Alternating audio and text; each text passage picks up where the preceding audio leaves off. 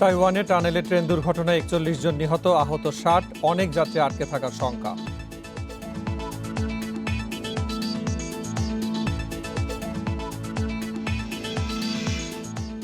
বিশ্বে করোনা আক্রান্তের সংখ্যা ১৩ কোটি ছাড়ালো, মোট প্রাণহানি ২৮,৪০,০০০-এর বেশি।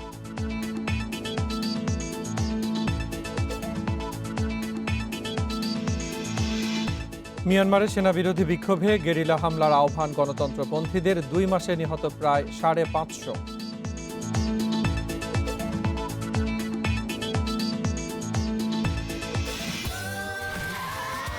Saudi Extreme. Enjoy smooth speed. আমন্ত্রণ আন্তর্জাতিক খবর নিয়ে আমাদের নিয়মিত আয়োজন পূর্ব পশ্চিমে। আপনাদের সাথে আছি মুজাহিদুল ইসলাম। শুনছিলেন শিরোনাম, চলে যাচ্ছে বিস্তারিত সংবাদে। তাইওয়ানের পূর্বাঞ্চলে টানেলে ট্রেন দুর্ঘটনায় অন্তত ৪১ জন নিহত হয়েছেন, আহত হয়েছে কমপক্ষে ৬০ জন। এই দুর্ঘটনায় হতাহতের সংখ্যা আরও বাড়তে পারে বলে জানিয়েছে কর্তৃপক্ষ। টানেলের মুখে ভুলভাবে একটি ট্রাক পার্কিং করে রাখায় এই দুর্ঘটনা ঘটে। টম সোয়েপিং ফেস্টিভ্যাল উপলক্ষে যখন এক সপ্তাহে সরকারি ছুটি কাটাচ্ছে তাইওয়ানের মানুষ, তখনই পূর্বাঞ্চলে ঘটল দেশটির স্মরণকালের ভয়াবহ ট্রেন দুর্ঘটনা।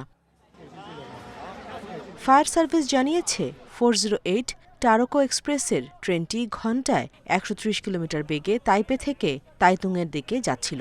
এ সময় হুয়ালিয়ানের উত্তরে টানেলে হঠাৎ ট্রেনটি লাইনচ্যুত হয়ে ছিটকে পড়ে। দুর্ঘটনার সময় ট্রেনে ৩৫০ যাত্রী ছিল। বেশিরভাগ হতাহতের ঘটনা ঘটেছে ট্রেনের ২টি বগিতে। অন্য বগিতে আটকে পড়াদের উদ্ধারে কাজ করছে দমকল বাহিনী ও জরুরি উদ্ধারকারী দলের ১৫০ শতাধিক কর্মী। ট্রেনের ছাদের ওপর উঠে তারপর আমাদের নামতে হয়েছে, এছাড়া আর কোনো উপায় ছিল না। প্রাথমিকভাবে ধারণা করা হচ্ছে একটি ট্রাক অসতর্কভাবে রেললাইনের পাশে দাঁড় করিয়ে রাখার কারণে তাতে ধাক্কা খায় ট্রেনটি, আর তাতেই ঘটে এই দুর্ঘটনা। এর আগে ২০১৮ সালে উত্তর পূর্বাঞ্চলে ট্রেন দুর্ঘটনায় ১৮ জন নিহত হয়, আহত হয় ১৭৫ জন। তবে শুক্রবারের এই ঘটনা তাইওয়ানের ইতিহাসের সবচেয়ে ভয়াবহ বলে জানিয়েছে কর্তৃপক্ষ। Nusrat Serin, Independent News. বিশ্বে করোনা আক্রান্তের সংখ্যা ১৩ কোটি ছাড়ালো। এর মধ্যে সবচেয়ে বেশি ইউরোপে আক্রান্ত ৩,৯৮,০০,০০০। একদিনে ৭ লাখের বেশি মানুষের দেহে শনাক্ত হয়েছে ভাইরাস। আরও ১১,৬৮৮ জনের মৃত্যু নিয়ে বিশ্বে মোট প্রাণহানি ২৮,৪০,০০০-এর বেশি। নতুন বছর শুরুর সাথে সাথে ব্রাজিলে বাড়তে থাকে করোনার সংক্রমণ ও মৃত্যু।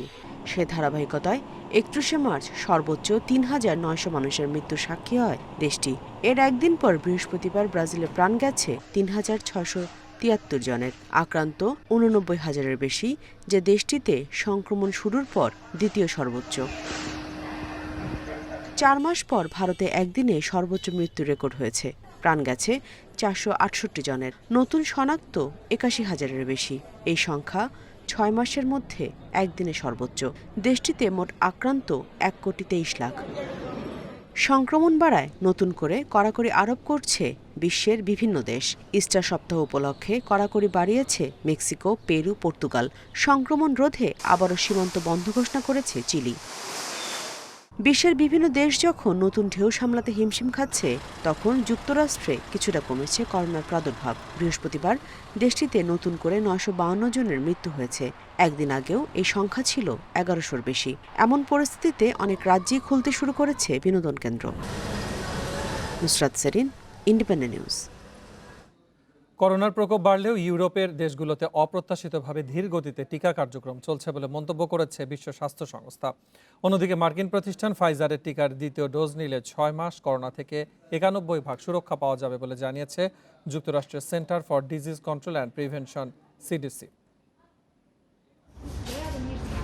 করোনার শক্তিশালী ধরন রুখতে কার্যকর ভ্যাকসিনের খোঁজে বিশ্ব।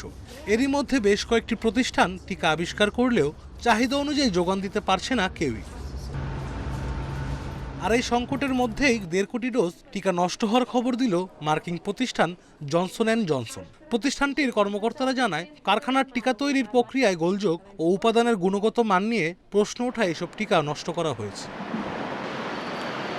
এদিকে ইউরোপের করোনা পরিস্থিতির দিন দিন অবনতি হলেও সেখানকার দেশগুলোর টিকা কার্যক্রম হতাশাজনকভাবে ধীরগতিতে চলছে বলে উদ্বেগ জানিয়েছে বিশ্ব স্বাস্থ্য সংস্থা। এ পর্যন্ত অঞ্চলটির ১ ডোজ করে টিকা দেওয়া হয়েছে মাত্র ১০% মানুষকে।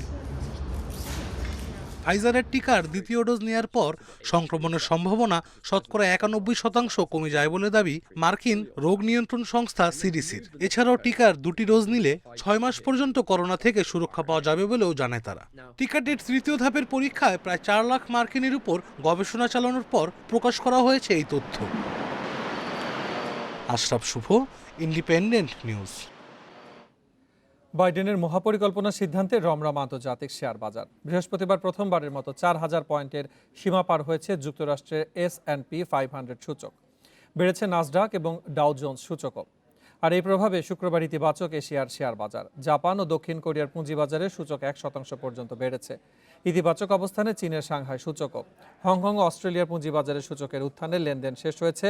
এর আগে গতকাল যুক্তরাষ্ট্রের S&P 500 সূচক বাড়ে। এই সূচক নতুন বছরে এখন পর্যন্ত 7% বৃদ্ধি পেয়েছে।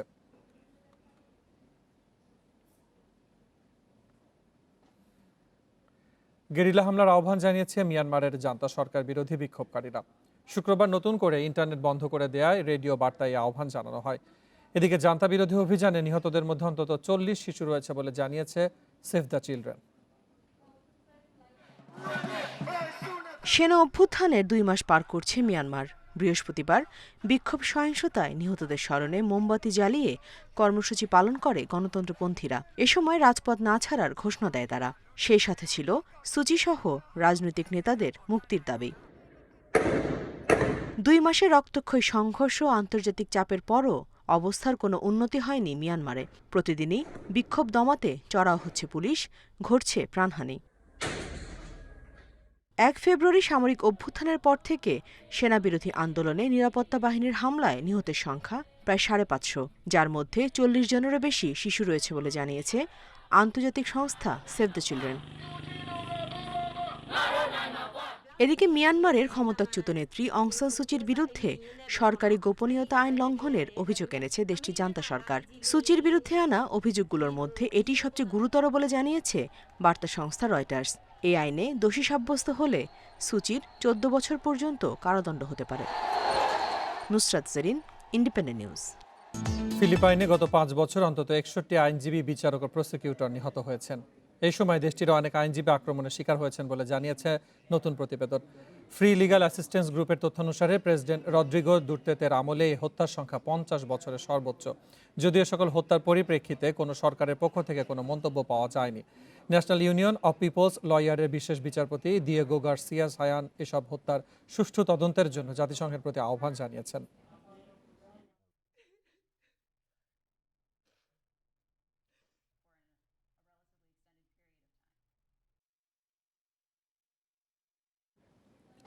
ঘটনাস্থলে জর্জ ফ্লয়েড মারা যান বলে মিনিয়াপোলিস কোর্টকে জানিয়েছে 2 জন প্যারামেডিক।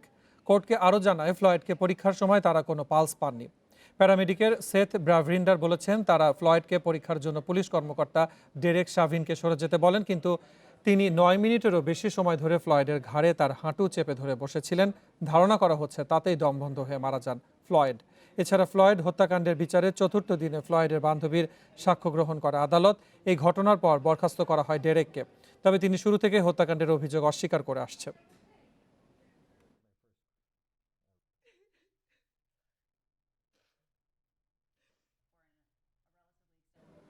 ইথিওপিয়ার উত্তরাঞ্চল টাইগ্রে অঞ্চলে গণহত্যা চালাচ্ছে দেশটির সরকার সমর্থিত বাহিনী। বিবিসির অনুসন্ধানে উঠে এসেছে এমন তথ্য।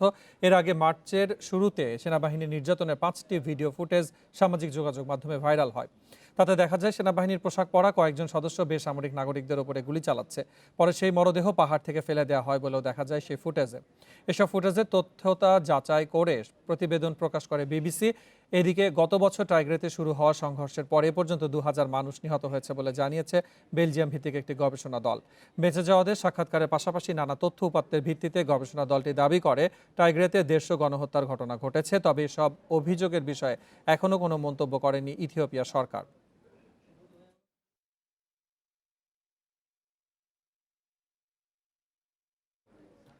লিবিয়ায় হারিয়ে যাওয়া পুরাকীর্তি নিদর্শন ফেরত দেওয়া হয়েছে প্রত্নতত্ত্ব কর্তৃপক্ষের কাছে। 10 বছর ধরে লিবিয়ায় যুদ্ধের কারণে দেশটির জাদুঘর থেকে চুরি এবং লুটপাট হয় হাজারো পুরাকীর্তির নিদর্শন। কয়েক হাজার বছর আগের সভ্যতার নিদর্শনের দেশ লিবিয়া। দীর্ঘদিনের যুদ্ধে বিধ্বস্ত দেশটিতে নষ্ট হয়েছে বহু পুরনো স্থাপনা, জাদুঘর থেকেও লুট হয়েছে পুরাকীর্তি। 1 বছর আগে লুট হওয়া কিছু নিদর্শন উদ্ধার করে বেনগাজির পুলিশ। এরপর সেগুলো হস্তান্তর করা হয় লিবিয়ার প্রত্নতাত্ত্বিক কর্তৃপক্ষের কাছে। এই টুকরোগুলো নিয়ে বিস্তারিত বিবরণ তৈরি করা হয়েছে। মামলা শেষ হওয়ার পর এগুলো সরকারকে হস্তান্তর করা হয়। প্রশাসন সেগুলো প্রদর্শনীর আগ পর্যন্ত সংরক্ষণ করে রেখেছে।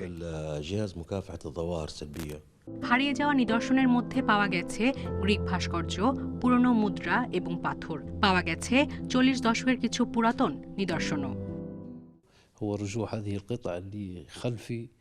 এই নিদর্শনগুলো লিবিয়া সহ সারা বিশ্বের সংস্কৃতির ঐতিহ্য। এখন আইনি প্রক্রিয়া শেষে আমরা এগুলোকে আবারও দর্শনার্থীদের সামনে আনতে পারছি।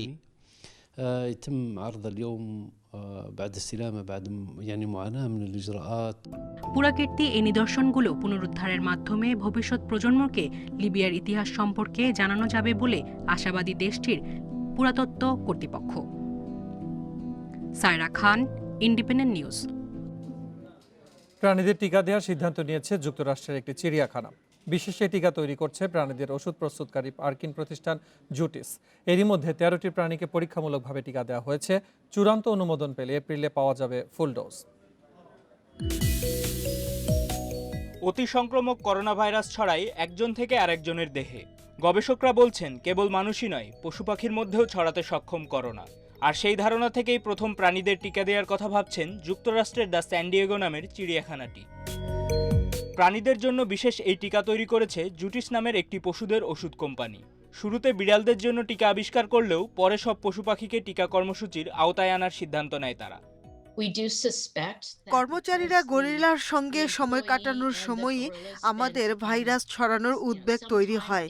আমরা চিড়িয়াখানার ভাল্লুক সহ কয়েকটি গরিলাকে টিকা দেওয়ার সিদ্ধান্ত নেই। 28 বছর বয়সের এক বানর করোনায় আক্রান্ত হলে বিষয়টি গুরুত্বের সাথে বিবেচনা করে চিড়িয়াখানা কর্তৃপক্ষ।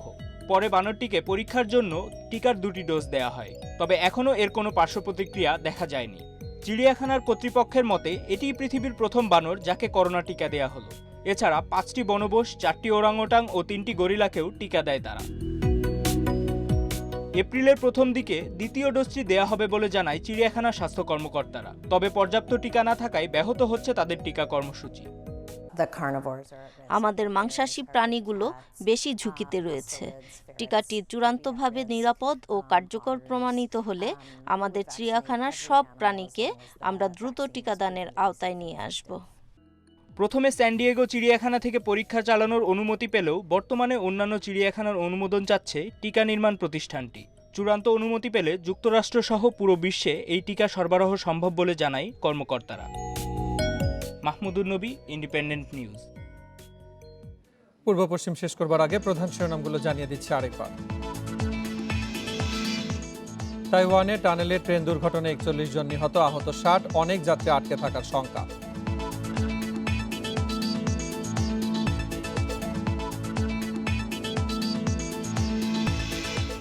বিশ্বে করোনা আক্রান্তের সংখ্যা 13 কোটি ছাড়ালো, মোট প্রাণহানি 28,40,000-এর বেশি।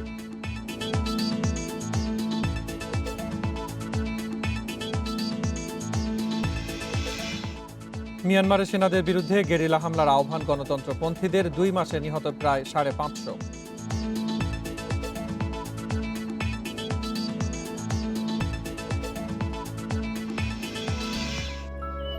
সেরা গ্রিন ওয়াটার ট্যাঙ্ক, পানির সেফ হাউস। এই ছিল আজকের পূর্ব পশ্চিমে। এছাড়া ইন্ডিপেন্ডেন্ট টেলিভিশনের সব খবর বিস্তারিত জানতে চোখ রাখুন ফেসবুক, ইউটিউব ও টুইটারে। ধন্যবাদ এতক্ষণ সাথে থাকার জন্য।